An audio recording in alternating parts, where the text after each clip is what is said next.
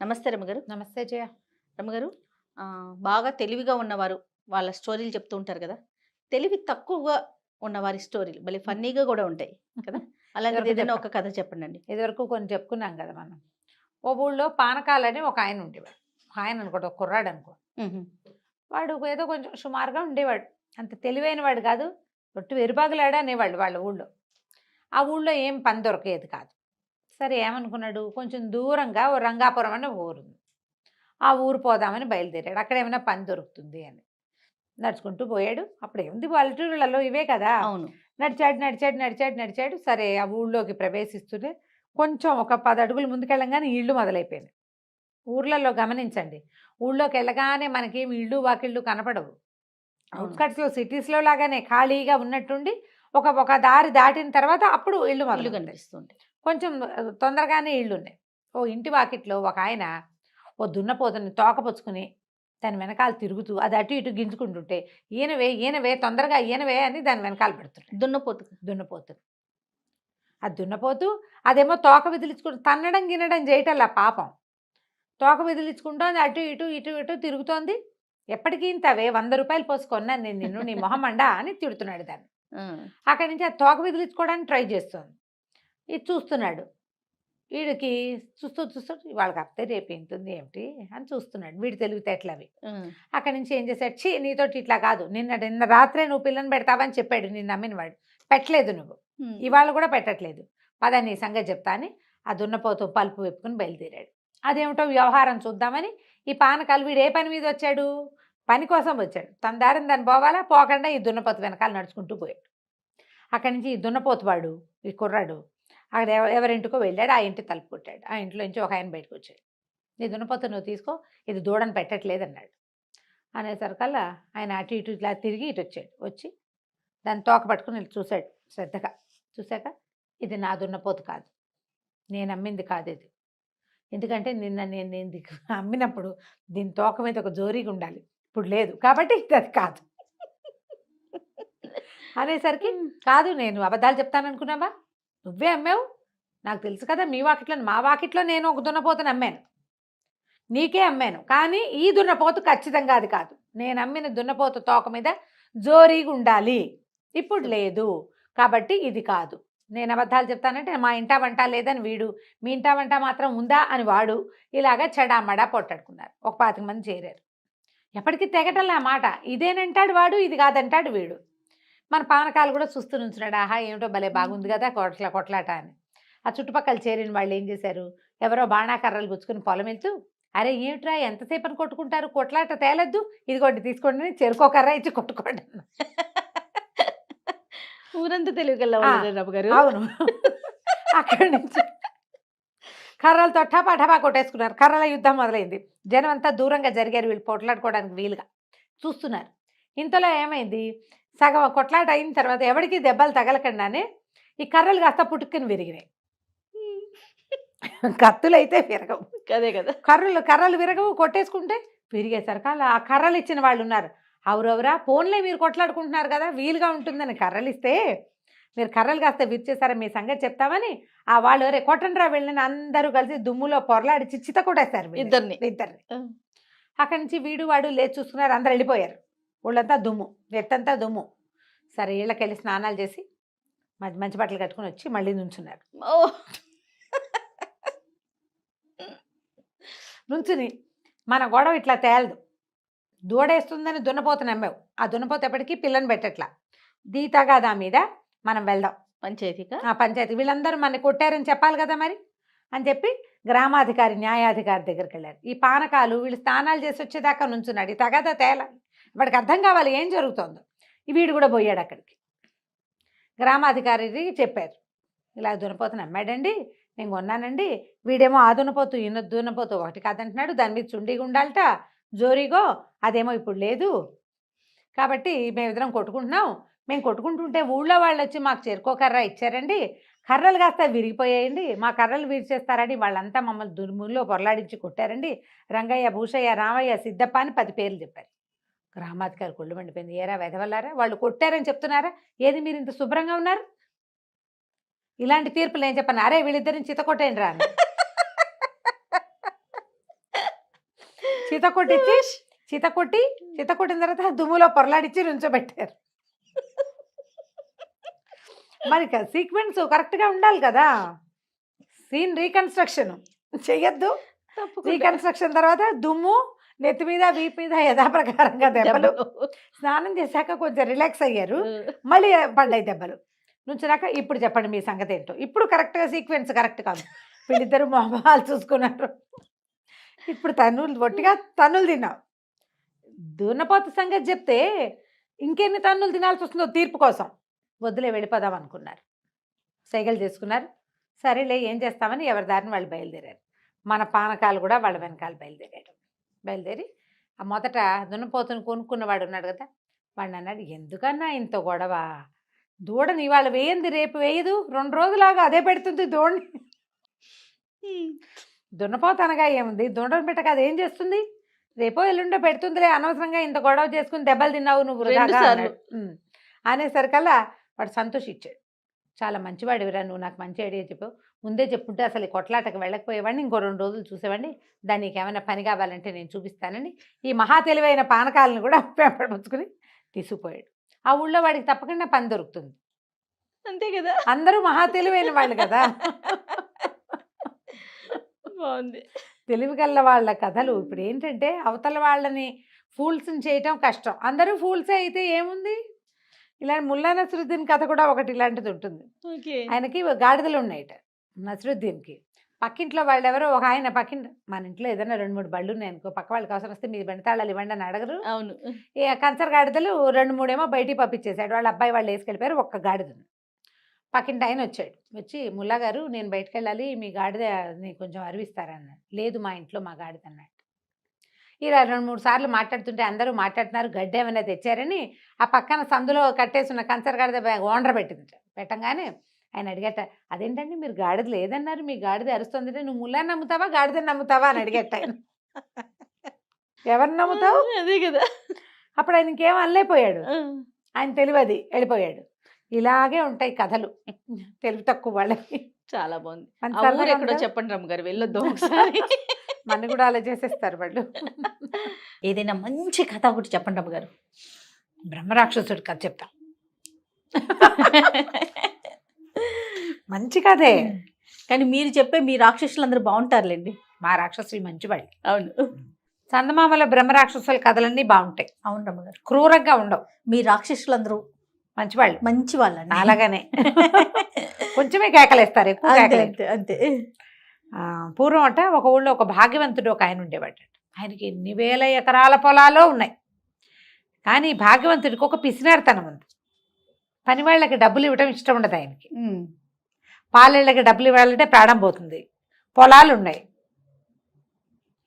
మరి పొలం వ్యవసాయం చేయాలంటే కూలీలను పెట్టద్దు, మరి దున్నాలి, దమ్ము చేయాలి, నాట్లు వేయాలి, ఆ తర్వాత ఏదో మందో గిందో చల్లాలి, మరి తర్వాత ఇవి తీయాలి, ఏమంటారు కలుపు తీయాలి, ఆ తర్వాత ఎన్ని పనులు, నీళ్లు పెట్టాలి, నీళ్ళు ఆపాలి, తర్వాత కొయ్యాలి, తర్వాత కట్టేతలు, తర్వాత నూర్పిళ్ళు, చిరగటాలు గిరగటాలు, ఎన్ని పనులు. మొత్తం ఈ ప్రోగ్రాం అంతా మనుషులతోటే నడుస్తుంది. వ్యవసాయం ఒక చేతిలో మన ఇంట్లో మనం ఓమ్మని మనీ ప్లాంట్కి నీళ్ళు పోసుకోవడం కాదు కదా, బోళ్ళంత పని ఉంటుంది. ఈ పనులన్నిటికీ డబ్బులు ఇవ్వడానికి ప్రాణం ఒప్పేది కాదు ఆయనకి. ఏదో ఒకళ్ళో ఇద్దరో పని వాళ్ళు ఉండేవాళ్ళు, వాళ్ళే ఎలాగోలాగా చేసేవాళ్ళు, ఇంత అయ్యేది కాదు. అయితే ఎకరాలకు ఎకరాలు బీడు పట్టిపోయి ఉండేది ఆయనకి, పనివాళ్ళు లేక. వాళ్ళ ఆవిడ చాలా తెలివిగలది, కానీ ఈయన్ని లొంగదీయలేక ఆవిడ ఊరుకులేదు. అయితే ఏమైంది, ఆయన చాలా దుఃఖంగా ఉండేది. ఆయనకి పొలాలన్నీ బీడు పట్టిపోతున్నాయి, ఏవి పంటలు లేకుండా పోతున్నాయి, డబ్బులున్నాయి, ఇంకా ఆయన దగ్గర క్యాష్ కూడా బోల్డంత ఉంది, పొలాలు కూడా ఉంటే బాగుంటుంది అంతే. అయితే ఏమైంది, ఓసారి చాలా చింతాక్రాంతుడుగా కూర్చుని ఉన్నాడు ఆ పొలం దగ్గర. ఓ సన్యాసి ఆ దారైపోతూ, ఏమినైనా అలా బాధపడుతున్నావు ఏమిటి అని అడిగాడు. ఈ ఉచితంగా వస్తాయిగా బావిలోంచి మంచినీళ్ళు తీసి ఆ సన్యాసికి కాసిన మంచినీళ్ళు తాగడం పోయించి, చెట్టుకి ఏదో కాయ అంటే ఒక కాయ కోసి చేతిలో పెట్టి కూర్చోబెట్టాడు. నాకు చాలా సమస్యగా ఉందండి, పని వాళ్ళని పెట్టుకోలేకపోతున్నాను నేను, మరి సులువుగా పని అయిపోయే ఉపాయం ఏమో కనిపించట్లేదు, దాంతో చాలా కష్టపడుతున్నానంటే ఆ సన్యాసి మంచినీళ్ళు ఇచ్చాడు, మామిడికాయ కోసి ఇచ్చాడని ఓ మంత్రం చెప్పాడు. ఈ మంత్రం చదువు, ఒకడు వస్తాడు, వాడితో నీకు కావలసిన పని చేయించుకో, ఏ పని చెప్పినా చేస్తాడు, అని చెప్పి ఆ మంత్రము ఉపదేశం చేశాడు. ఈయన బాగానే ఉంది. తెల్లవారి ఇంట్లో కూర్చుని మంత్రం పునశ్చరణ చేశాడు. ఇన్ని వేలు చెయ్యాలని ఉంది లెక్క. ఆ అన్ని వేలు అయ్యాక ఢామ్ అని పెద్ద శబ్దం అయ్యి పెద్ద బ్రహ్మాండంగా ఉన్నటువంటి భీకరాకారుడు ఒకడొచ్చి ప్రత్యక్షమయ్యాడు. ఏం కావాలో చెప్పు, పని చేయాలి నాకన్నా, నువ్వేం పని చెప్తే ఆ పని చేస్తా. అయితే మనకు అదంతా మన పొలమే, ఆ పొలం అంతా దున్నాలన్నాడు. సరే అన్నాడు. ఈయన ఏమనుకున్నాడు, కాస్త స్థిమితంగా కూర్చుని మజ్జిగ తాగుదాం అనుకున్నాడు. ఆయన పీటేసి కూర్చుని ఏమే మజ్జిగతే అనే లోపల బ్రహ్మరాక్షసుడు వచ్చేసాడు. వాళ్ళ ఆవిడ ఇంకా మజ్జిగ చిలుకుతుంది, చిన్న గ్లాసులో పోస్తుంది. వచ్చేసి దున్నేసా అన్నాడు. ఎవడు అప్పుడే దున్నేసా బాంట? దున్నేసాను, కావాలంటే చూసుకో. మేడెక్కారు. పైనుంచి చూస్తే పొలం అంతా దున్నేసి జాలుగా కనపడుతుంది. 1000 ఎకరాలు 1000 ఎకరాలు దున్నేశాడు. అక్కడి నుంచి ఈయన అన్నాడు, సరే నేను మజ్జిగ పుచ్చుకుని మిగిలిన పనులు చేసుకునే లోపల దమ్ము చేయాలిగా, ఒట్టిగా దున్నితే ఎలాగా, నీళ్లు పెట్టి అంత దున్ని లూజ్గా చేయాలి. ముందు దున్నాలి జాళ్ళు, తర్వాత అది దమ్ము. అలాగే అన్నాడు. బ్రహ్మరాక్షసుడు వెళ్ళిపోయాడు. ఈయన మజ్జిగ తాగి స్నానం చేసి వస్తానని గావంచా భుజాన వేసుకుని వెళ్ళాడు. ఈయన ఇంకా ఒక నూతులోంచి వచ్చి ఏదైనా తోళ్ళ బ్రహ్మరాక్షసు మళ్ళీ డింగమని వచ్చాడు. మనకు దొరికితే బాగుండు కదా. భలే ఉంటుంది అమ్మగారు. దున్నేశాను, మా దమ్ము కూడా చేసేసా. నీళ్లు పెట్టి నేలంతా నానబెట్టాలి. ఈయనకేం చేయాలో అర్థం కాలేదు. ఇది మంచి అదను, పొలం పదురు మీద కూడా ఉంది, నాట్లు వేయాలి అన్నాడు. ఇది నాట్లేగా, అలాగే అన్నాడు. ఈయన స్నానం చేసి వచ్చేసరికి నాట్లయిపోయాయి. అర్థం కాలేదు, ఏం చేయాలి, నో క్లూ అనమాట. సరే నాట్లు కూడా వేసేసాడు. పని చెప్పు. నాట్లు వేసాక ఇప్పుడు బ్రహ్మరాక్షసుడు అంటే క్షణంలో చేస్తాడు, కానీ ఆ నాటుకున్న పొలము ఎదగాలి, ఎంత పని ఉంది మరి. అది 2 నెలలు ఎంతో పడుతుంది. 1 నెల పట్టింది, పట్టాక కలుపు వస్తుంది. ఇంకో నెల పోయాక కంకలేస్తాయి, అప్పుడు ఎరువు కొట్టాలి. ఇంకో నెల పోయాక అప్పుడు కదా ఎదకొచ్చేది, పైకి వచ్చేది, పొలం పైరు మీదకి వచ్చేది. ఆ తర్వాత నెల కోసేది. ఈ లోపల పని చెప్పు అని చంపేస్తున్నాడు వీడు. అర్థం కాలేదు ఇంకేం చేయాలో. పని చెప్పకపోతే వాడు ఈయన విరుచుకు తినేలాగా ఉన్నాడు. గబగబా లోపలికి వచ్చాడు, భార్యను పిలిచాడు. ఏమే మరేమో సన్యాసి ఒక మంత్రం ఇచ్చాడు. ఆ మంత్రంతో ఈ మనుషులు బెడద లేకుండా ఓ బ్రహ్మరాక్షసుడు వచ్చాడు. వాడినేమో పని చేయమన్నాను. వాడు దాంతో దున్నేశాడు. తర్వాత ఏమో దమ్ము చేసేసాడు, నాట్లన్నీ వేసాడు. మొత్తం పొలంలో గ్యాప్ లేకుండా మొత్తం 1000 ఎకరాల పొలాలు నాట్లు పడిపోయినాయి. పంట పైకి రావాలి. వీడేమో పని చెప్పమంటున్నాడు, ఏం చేయని అన్నాడు. ఆవిడ మధ్య చిలుక్కుంటుంది లోపల. వాడు నా దగ్గరికి పంపించండి. బ్రహ్మరాక్షసుడికి చెప్పాడు, మా ఆవిడ ఒక పని చెప్తుందిరా, నువ్వు వెళ్ళి ఆ పని చెయ్యి అన్నాడు. రాక్షసుడికి చెప్పాడు. బ్రహ్మరాక్షసుడు లోపలికి వెళ్ళాడు. అమ్మగారు మజ్జిగ చిలుకుంటుంటే ఏం చేయమంటావు పని అన్నాడు. ఈవిడేం చేస్తుంది, ఇట్లా వెళ్ళని ఒక వెంట్రుక లాగి ఉంగరాలు చుట్టూ ఆవిడది, దీన్ని స్ట్రైట్గా చేసి పట్టురా, నిన్ను సాఫ్ చేసి పట్టరా. సరేనన్నాడు. అక్కడే కూర్చొని తీసాడు. మళ్ళీ అయిపోతుంది. వదలంగానే అది మేలు తిరుగుతోంది. మళ్ళీ చేశాడు. ఇక ఏం చేసినా వాడి వల్ల కాల. నెలలు పట్టినాయి. కాదు రమ్మగారు, టెక్నాలజీ లేదు, స్ట్రైట్నర్స్ లేవు. మరి బ్రహ్మరాక్షసుడు అని చెప్పాము అందుకే. పాతకాలం వాడు కదా బ్రహ్మరాక్షసులు. ఇప్పుడు మన మనుషుల రూపంలోనే ఉన్నారు. అదే కదా, నాన్ టెక్నికల్ రాక్షసులు పాత రోజుల్లోనే ఉండేవాళ్ళు. ఇక వాడు దాన్ని లాగాడు, పీకాడు, తడిపాడు, ఏం చేసినా ఏమీ అవల. అది పుచ్చుకుని ఊళ్ళు తిరగటం మొదలుపెట్టాడు, స్ట్రైట్ చేయించుకోవటానికి. ఇక తిరుగుతూనే ఉన్నాడు. ఈ లోపల వీళ్ళ పంట పైకి వచ్చేసింది. ఈయన కూడా ఇలా రాక్షసుల మీదకి వాళ్ళ మీదకి వెళ్ళకూడదని కూలి, ఇంత పంట వాళ్ళకి ఎలాగో డబ్బులు వస్తాయి, ఎలాగో ఇస్తాం. తొలి కాలంలో ఏ పంట లేకుండా డబ్బులు ఇవ్వాలంటే బాధ ఆయనకి. నీకు పంట రావాలంటే ముందు ఎన్ని పనులు ఉన్నాయి, ఎంత ప్రాసెస్ అండి. ఈ ప్రాసెస్ అంతా ఖర్చే కనపడుతుంది. మనం పంట వచ్చాక డబ్బులు ఇవ్వడం మనకి సులువు, పంట కనపడుతుంది కదా.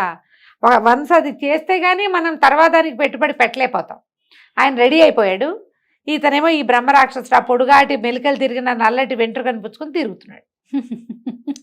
కొన్ని నెలలు తిరిగాక ఓసారి ఒక బంగారపు పని వాళ్ళ వాకిట్లో కూర్చుని ఉన్నాడు బ్రహ్మరాక్షసుడి చెట్టు కింద. ఆయన ఓ బంగారాన్ని, ఒక ముద్దని కాల్చి ఒక మెషిన్లో పెట్టి దాన్ని ఇట్లా సాగదీశాడు. ఇతను చూస్తున్నాడు ఆశ్చర్యంగా. మళ్ళీ ఆ సాగదీసిన ఇంత కడ్డీని మళ్ళీ మంటల్లో వేశాడు. మళ్ళీ ఆ సాగదీసి అది సన్నగా తీగ చేసుకుంటున్నాడు. కాల్చి సాగదీస్తారు. చల్లారిపోయాక మళ్ళీ కాల్చి మళ్ళీ మళ్ళీ సాగదీస్తారు. సాగదీస్తారు. తర్వాత దాన్ని ఒక సన్నటి దాంట్లో పెట్టి నైస్గా లాగి లాగి లాగి లాగి లాగి ఏమనుకున్నాడు బ్రహ్మరాక్షసుడు, హే ఇది చాలా బాగుందని ఆ వెంట్రుకను తీసుకెళ్ళి మంటలో పడేసాడు. సాగదీచ్చాను, అది భగ్గుమని మండి కాలిపోయింది. మండంగానే బ్రహ్మరాక్షసుడు కూడా మాయమైపోయాడు.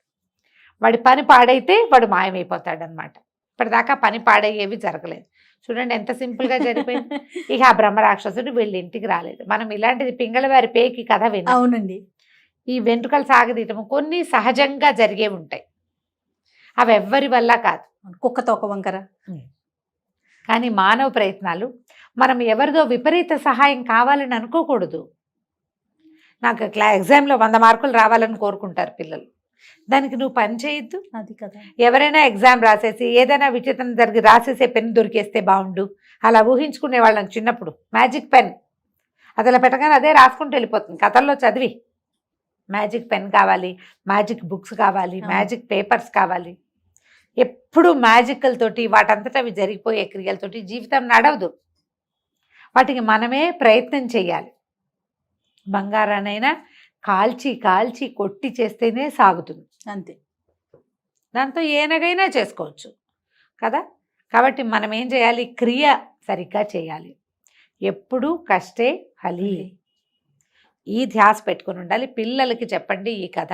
కొంచెం ఉద్యోగాల్లో కొత్తగా చేరిన పిల్లలకు కూడా ఈ కథలు చెప్పండి. తప్పకుండా. ఒకసారి మ్యాజికల్గా జరిగిపోయింది అనుకో, సడన్గా జరుగుతుంది. మ్యాజిక్స్ ఎల్లప్పుడూ ఎలా జరుగుతాయి, అంతటితో ఆగిపోతుంది. పైగా బోర్గా కూడా ఉంటుంది. అంత చిటుక్కునైపోతే బోర్ కదా, మరి కదా బోర్ కొట్టేస్తుంది. అలా కాదు, మనం ట్రై చేయాలి, కొంచెం ఫెయిల్ అవుతుండాలి, మళ్ళీ ట్రై చేయాలి, అప్పుడు సక్సెస్ అవ్వాలి, సక్సెస్ని ఎంజాయ్ చేయాలి, సక్సెస్ని ఎంజాయ్ చేయాలి, సక్సెస్ని పంచుకోవాలి, మనని చూసి ఇంకోళ్ళు నేర్చుకోవాలి. ఎంత ఉంది అసలు మనకు కూడా దాని విలువ తెలుస్తుంది కదా, ఎంజాయ్ చేస్తాం అలా కష్టపడి సాధిస్తే కనుక. అవును. రైట్ రమ్మగారు, మీరు బాగా తెలివైన వారు, అలానే తెలివి తక్కువ ఉన్నవాళ్ళు, ఇలాంటి స్టోరీస్ చాలా చెప్పుకున్నాం. ఈరోజు బాగా తెలివైన వాళ్ళు, వారికి సంబంధించిన కథ ఏదైనా చెప్పండి. మనం కొన్ని సినిమాల్లో చూస్తాం, హీరో భలే ఊహించేస్తాడు కదా, ఏం జరిగిందో ఊహిస్తాడు, ఏం జరగబోతోంది కాదు. ఇప్పుడు ఒక సీన్ చూసినప్పుడు ఒక వస్తువు అక్కడ పడిందంటే ఈ వచ్చిన వాడు ఇటు కొడితే అది అక్కడికి వెళ్ళి ఇక్కడ పడింది అనమాట. దాని తర్వాత సీన్ ని ఊహిస్తారు. అవి డిటెక్టివ్ మూవీస్ లో ఎక్కువ చూస్తాం. ఏం జరిగిందో, డిటెక్టివ్ కాదు, హీరోలు సూపర్ బాయ్స్ గా ఉండే హీరోల సినిమాల్లో కూడా ఈ మధ్య 2-3 సినిమాలు నా ఫేవరెట్ డైరెక్టర్ గారి సినిమాల్లో కూడా కనపడ్డాయి. అవి నాకు ఎవరు రమ్మగారు చెప్పను, ఊహించుకోండి. సీన్ బట్టి ఇది ఇలా జరిగి ఉంటుంది అని ఊహించడానికి అనమాట. దాని మీద ఒక మంచి తెలివైన కథ ఒకటి చెప్దాం. ఒక ఊళ్ళో ఒక 3 అన్నదమ్ములు ఉండేవాళ్ళు. చాలా చిన్న పల్లెటూరు అది. అయితే వాళ్ళ అమ్మా నాన్న గతించాక వీళ్ళు ఈ ఊళ్ళో ఉండకూడదు అనుకున్నారు. వాళ్ళు ఏంటంటే పిచ్చి తెలివైన వాళ్ళు. ఊళ్ళో అందరూ వీళ్ళ కష్ట తెలుగులు ఉన్నాయి, వీళ్ళు ఈ ఊళ్ళో ఉండవలసిన వాళ్ళు కాదు, ఇక్కడ మట్టికొట్టుకుపోతారు పల్లెటూళ్ళలో. సిటీలకి పట్టణాలకు వెళ్తే ఈ తెలివితేటలకి రాణింపు వస్తుందని అంటూ ఉండేవాళ్ళు. వీళ్ళు ఏమనుకున్నారంటే అమ్మా నాన్న ఎలాగా లేరు, పెళ్లి పేరెంటం అవ్వలేదు, ఏ పట్టణానికో వెళ్ళి మన తెలివితేటలకు తగిన ఉద్యోగాలు సంపాదించుకుని అక్కడ వివాహం చేసుకుని పిల్లలని సెటిల్ అవ్వచ్చని భావించారు. ఏదో కొద్దిగా 10 పరకా ఉన్నవి సొమ్ము చేసుకుని మెల్లిగా 3 పట్టణం దారి పెట్టారు.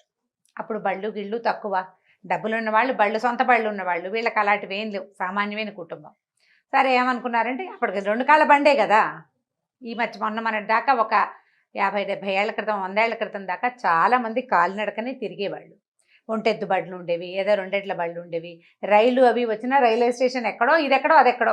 అవును, మామూలు ఊళ్ళల్లో ప్రయాణాలు ఇలాగే నడిచేవి నడకలతోటి. సరే వీళ్ళు 3 ఓ దారిని పోతున్నారు. ఇవి వెళ్తూ ఉంటే అడవి దారిలో ఒక ఆయన కనపడ్డాడు, కొంచెం పెద్ద మనిషి, చక్కగా బట్టలు అవి ఖరీదైన బట్టలు. ఆయన హైరాన్గా నడుస్తూ, బాబు గుర్రం ఎక్కడైనా కనపడిందా అన్నారు. పెద్దవాడు అన్నాడు ఈ దారినే వెళ్ళింది అన్నాడు. రెండోవాడు అన్నాడు దాని కుడికన్ను గుడ్డిది కదండి అని అడిగాడు. ఆయన అవునవును ఈ దారే వెళ్ళింది బాబు, తప్పిపోయింది, దాని కన్ను గుడ్డిది, కుడి కన్ను కనపడదు దానికి. సరే మూడోవాడు అన్నాడు దాని మీద ఓ పిల్లాడు ఉన్నాడు కదండి అన్నాడు. ఈయన అవును బాబు పిల్లాడు ఉన్నాడు, మా పిల్లాడే, ఎక్కడ చూసారో చెప్పండి అన్నాడు. మేము చూడలేదండి అన్నారు 3. అదేమిటి మీరు ఇన్ని గుర్తులు చెప్పారు, చూడకపోవటం ఏంటంటే మా తెలివితోటి చెప్పామండి అన్నారు. అనగానే ఆయన కొళ్ళు మండిపోయింది. తెలివితోటి గుర్రం ఈ దారే వెళ్ళిందని, అది దానికి ఒక కన్ను గుడ్డిదని, దాని మీద ఓ పిల్లాడు ఉన్నాడని ఎలా చెప్పారు? ప్రశ్న బాగుంది కదా. మీరే నా గుర్రాన్ని దాచేశారు, నా పిల్లాడిని ఏదో చేశారు, ఇచ్చేయండి నా గుర్రాన్ని నా పిల్లాడిని అని. వీళ్ళు మా తెలీదు, మేము చూడలేదు, తెలివితేటలతోటే చెప్పాము, ఎలా? అక్కడి నుంచి పదండి రాజుగారి దగ్గరికి వెళ్దాం, పట్నం రాజుగారి బిల్డింగ్ దగ్గరలోనే ఉంది అని చెప్పేసి అరిచి కేకలు పెట్టాడు. వాళ్ళు ఎవరో 2-3 వెనకాల పరిగెత్తుకొచ్చారు. అందరూ కలిసి ఈ 3 కుర్రాళ్ళని రాజుగారి దగ్గర, ఆ జమీందారు గారి దగ్గరికి లాక్కుపోయారు. పెద్ద దివాణం అది, 4 పక్కల తలుపులున్నాయి. ఈ 3 లోపల తీసుకెళ్లారు. ఆయన వచ్చిన ఆయనేమో ఏడుస్తూ, అయ్యా నా గుర్రం మీద నా పిల్లాడు ఎక్కువ ఉన్నాడండి, గుర్రం కాస్త పరుగు తీసేసిందండి, వీళ్ళు కనపడ్డారు, వాళ్ళేమో ఈ గుర్రం ఈ దారినే పోయిందంటారు, పిల్లాడు ఉన్నాడు కదా అంటాడు, దాని కన్ను గుడ్డిది కదా అంటాడు. గుర్రాన్ని ముట్టుకోకుండా చూడకుండా దాని కన్ను గుడ్డిదని ఎట్లా తెలుస్తుందండి?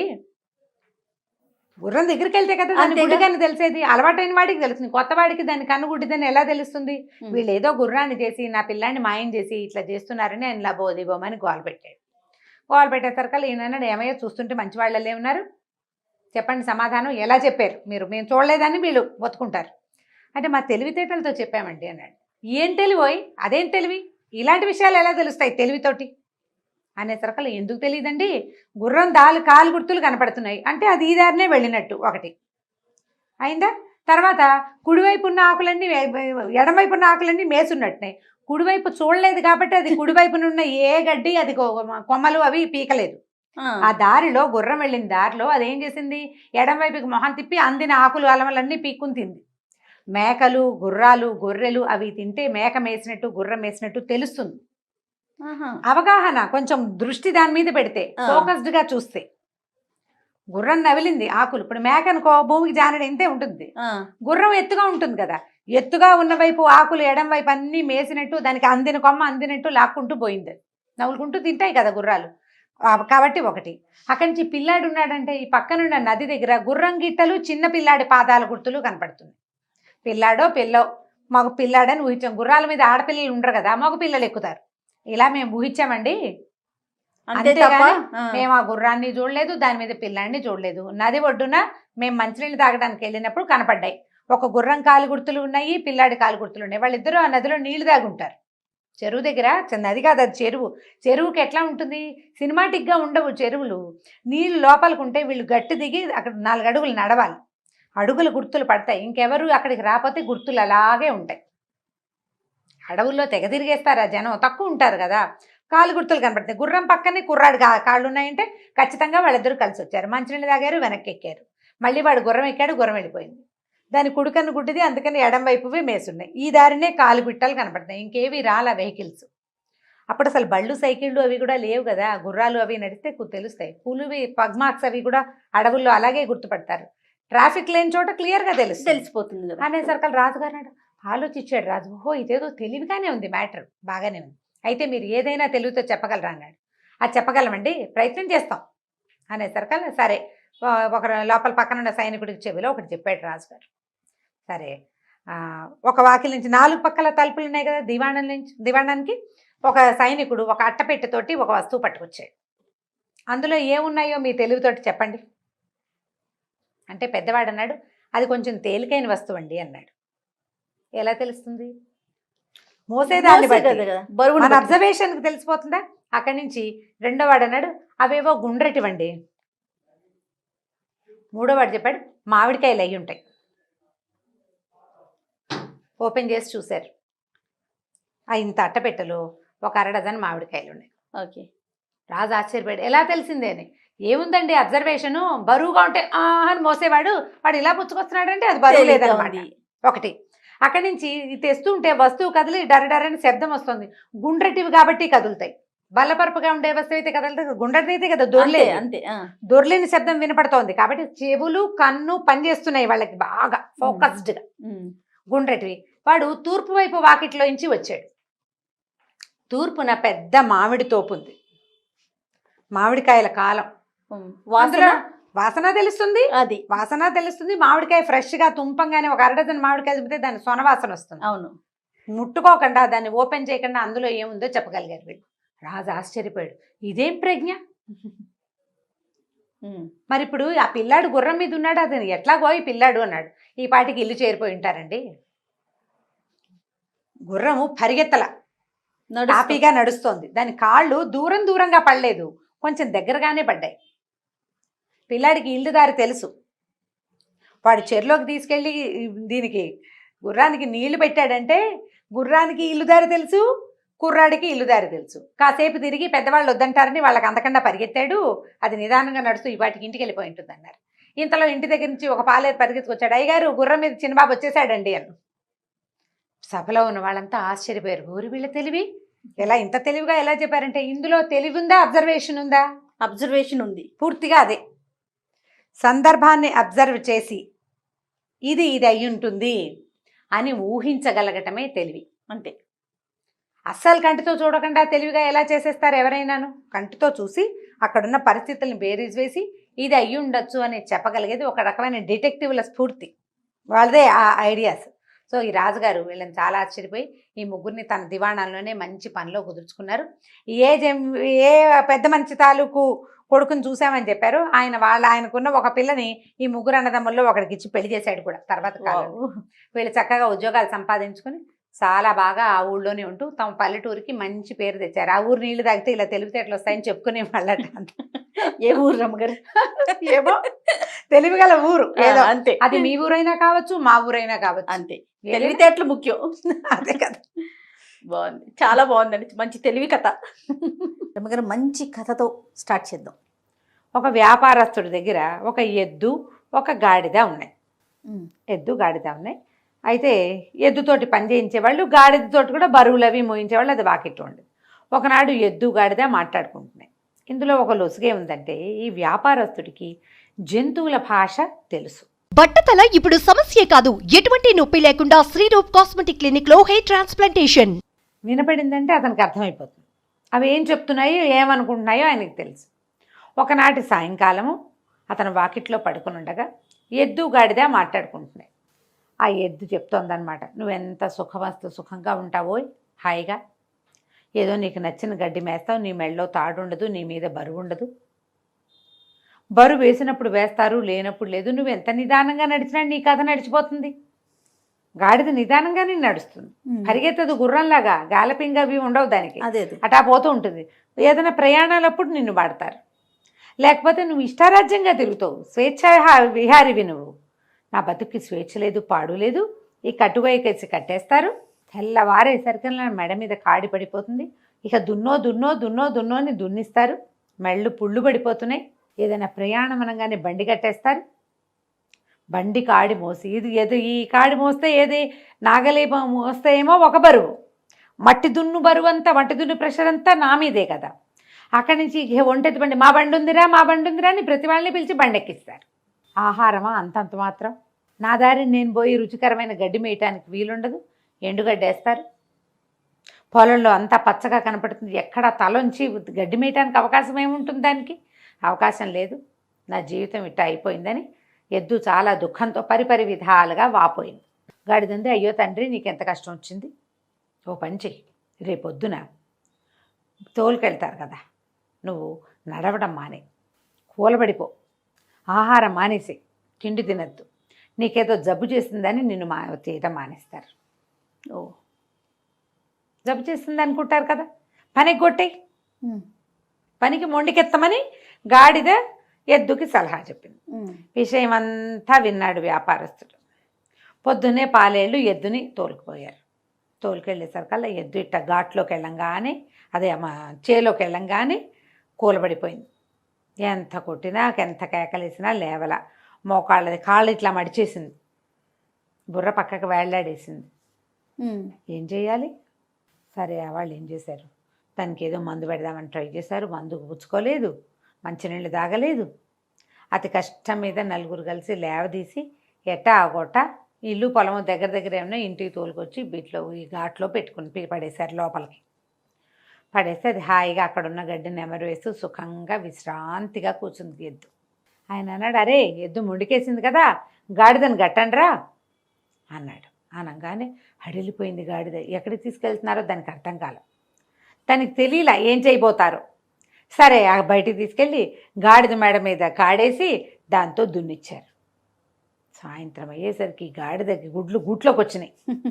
దానివల్ల అవ్వలేదు. అంతేగా, ఇంత బరువేట ఎద్దు ఎంత ఎత్తు ఉంటుంది, ఎంత బలిష్టమైంది, గాడిద ఎంత ఉంటుంది దాని బతుకు పాపం. అక్కడి నుంచి ఈయన అన్నాడు, రేపటి నుంచి ఎద్దెటాకు మూలపడింది కాబట్టి గాడితోటి దున్నిద్దాం, దాన్ని అక్కడే ఉంచేసేయండి ఎద్దుని, దీని సంగతి చూద్దామన్నాడు. గాడిదకి అర్థమైపోయింది, అమ్మో వీళ్ళు ఇదే చేయబోతారని. ఒక్కొక్కళ్ళు వచ్చి ఊరిని గాడిద భలే దున్నింది అని మెచ్చుకోవటం. అంటే రేపటి నుంచి వీళ్ళు ఇదే పని చేస్తారుగా. అంతేగా. అక్కడి నుంచి సాయంకాలం అవ్వగానే ఇది సూర్మి అలాగా ఏడ్చుకుంటూ వెళ్ళింది గొడ్లశాలలోకి. వెళ్ళేసరికి అక్కడ ఎద్దు విశ్రాంతిగా కాళ్ళు చాపుకుని పడుకుని గడ్డి నెమరు వేస్తూ రెస్ట్ తీసుకుంటాం. ఎంతో బాగుంది తండ్రి ఇవాళ నా జీవితం, ఎంత హాయిగా ఉందో, రేపు కూడా ఇట్టాగే పని మానేసి రెస్ట్ తీసుకుంటాను, ఎంతో బాగుంది నాకు అనగానే గాడిద అనుకుంది, ఓరు నాయన రేపొద్దున ఇది కూడా ఇది రెస్ట్ తీసుకుంటే రేపు మళ్ళీ నాకు పడిపోతుంది, ఇవాళ చచ్చాను రేపు మళ్ళీ దొరికిపోతానని ఏమంది వెంటనే గబగబా ఆలోచించేసుకుంది. తన మీదకి వస్తే ప్రతివాడు ఇదే చేస్తాడు కదా. అంతేగా. ఏమందంటే అది కాదోయ్, నువ్వు మూలపడ్డావు కదా, మన వ్యాపారం ఏమనుకుంటున్నాడో తెలుసా, ఎద్దు ఎట్టాగో అయిపోయింది కదా, దీన్ని వీడికి కసాయివాడికి అమ్మేస్తామంటున్నారు, రేపొద్దున నీ తోలొలిచి దాంతో ఆయన చెప్పులు కుట్టించుకుంటాట, మరి మేము మాంసమేమో వాళ్ళు ఎవరికో విందు చేస్తాట, నీ ఇష్టం మరి అనగానే ఎద్దు భయం వేసి, అమ్మ బాబోయ్ రేపు తప్పేస్తే రెస్ట్ సంగతి సరే, ఇవాళ ఒకరోజు రెస్ట్ తీసుకున్నాం కదా అని, సరే అమ్మో రేపు నేను వెళ్ళిపోతానంది. ఆ గుమ్మం బయటే నుంచున్న వ్యాపారస్తుడు పక్కపక్క నవ్వాడు. నవ్వుకుంటూ సరిపోయింది కదా, ఆయన ఒక అడుగు అటు వేసేసరికల్లా వంటింటి గుమ్మంలో నిలబడి ఇట్లా నడుమి చెయ్యి వేసుకుని చూస్తోంది వాళ్ళ ఆవిడ. ఎవరున్నారు అక్కడ అని అడిగింది. ఎవరు లేరే అన్నాడు. మరి ఎవరితోటి ఇకెక్కలాడుతూ మాట్లాడుతున్నావు నువ్వు అని అడిగింది. ఊరికే నవ్వానే అన్నాడు. ఊరికే నవ్వటం ఏంటి, ఒట్టిగా ఎవరైనా నవ్వుతారా, నువ్వు ఎవరితో మాట్లాడావో చెప్పు. ఎవరితో మాట్లాడలా, ఏదో గుర్తొచ్చి నవ్వాను అన్నాడు. ఏం గుర్తొచ్చిందో చెప్పు. తప్పులేదు. ఇక మొదలు, ఎందుకు నవ్వావు, అంత పకాలమని నవ్వు ఎందుకు వచ్చింది, ఏం గుర్తొచ్చింది, ఎవరితో సరసలాపాలాడితే అది జ్ఞాపకం వచ్చిందో చెప్పు. ఏమీ లేదంటాడు. ఆవిడ ఒప్పుకోదు. అక్కడి నుంచి ఆవిడ ఏం చేసింది, ఈయన ఏంటి ఈ జంతువుల భాష ఆయనకు తెలుస్తుంది, ఆ రహస్యం ఎవరికైనా చెప్తే ఆయన తల పగిలి చచ్చిపోతాడు, ఆయన ఆ విద్యకున్న శాపం అది. గొడ్డును ఇది గాడిద మాట్లాడుకుంటున్నాయి, దాని రోగం కుదిర్చాను అని చెప్పాడు అనుకో పెళ్ళానికి, అయినవుటు. చెప్పలేడు. ఎందుకు నవ్వావో చెప్పమంటుంది. ఏ విషయం గుర్తొచ్చిందో చెప్పడానికి ఏమీ విషయం లేదు.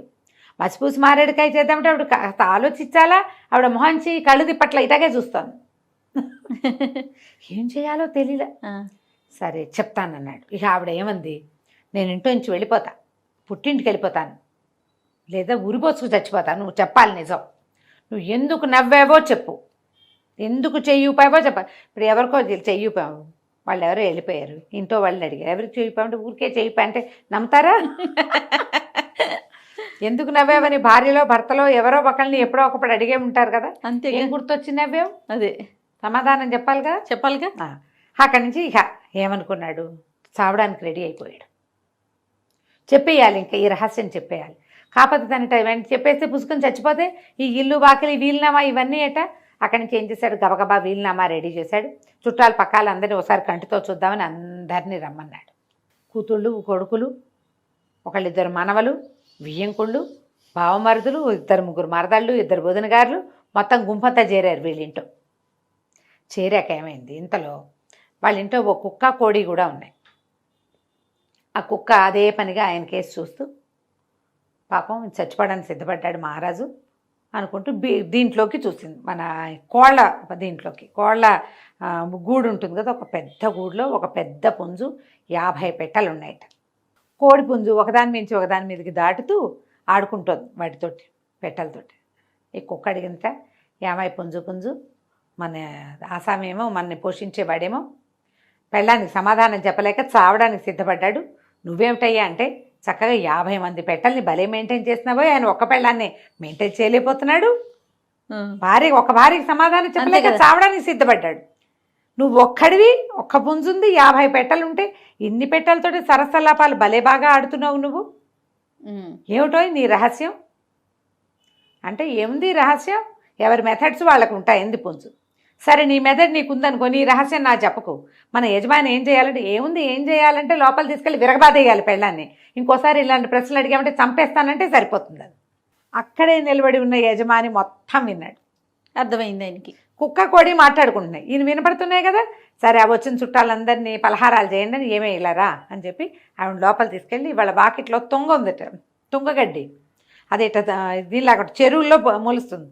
2 పోసలు లాక్కెళ్ళి లోపల తీసుకెళ్ళి చితబాదేశాడు పెళ్ళాను. నేను ఎందుకు అయినా నవ్వుతా, నువ్వు నన్ను అడగడానికి వీల్లేదు, సచ్చినా చెప్పండి. మళ్ళీ అడిగావో మళ్ళీ తగులుతాయి దెబ్బలు. శభాష్. అనగానే ఆవిడ, మరి వీళ్ళందరినీ ఎందుకు పిలిచారు, ఎందుకైనా పిలుస్తా, అది నా ఇష్టం, ఏది అడగటట్లేదా? నువ్వేం అడగడానికి వీల్లేదు, కాపురం చేస్తావా దెబ్బలు తింటావా ఏదో ఒకటి చెప్పన్నాడు. ఆవిడేమో నాకు దెబ్బలొద్దు, నేను కాపురం చేస్తా, ఇంట్లోనే ఉంటా, ఎవరికీ చెప్పను. బయటకు వచ్చి అందరికీ పలహారాలు పెట్టేసింది. ఈయన హాయిగా ప్రశాంతంగా ఉన్నాడు. కుక్క, కోడి, ఎద్దు, గాడిదే వాటి పన్నాలు చేసుకుని ప్రశాంతంగా ఉంది. కథ కంచికి మనం ఇంటి పరిష్కారం ఇలాగే రమ్మగారు. మరి ఏం చేస్తాం, సచ్చినా చెప్పండి, నీ దిక్కుంటాడు చెప్పుకో అనాలి అంతే. ఈ కథలో ఇలా ఉందమ్మా, ప్రతి కథలోనూ ఇలా ఉంటుందని అనుకోకండి. ఈ రోజు కాదు, ఇది అరేబియన్ నైట్స్ ఎప్పుడో రాయబడి ఉన్న కథ. దీన్ని కథగా వినండి. అంతే, ఆ రోజుకి అది చెల్లింది. మనం పిల్లలకి ఎక్కడ దాకా చెప్పాలి, కుక్క గాడిదే ఎద్దు కథ వరకు చెప్పాలి. ఒకళ్ళ పనులలో ఇంకొకళ్ళు జోక్యం అంతే కల్పించుకోకూడదు. అంతే.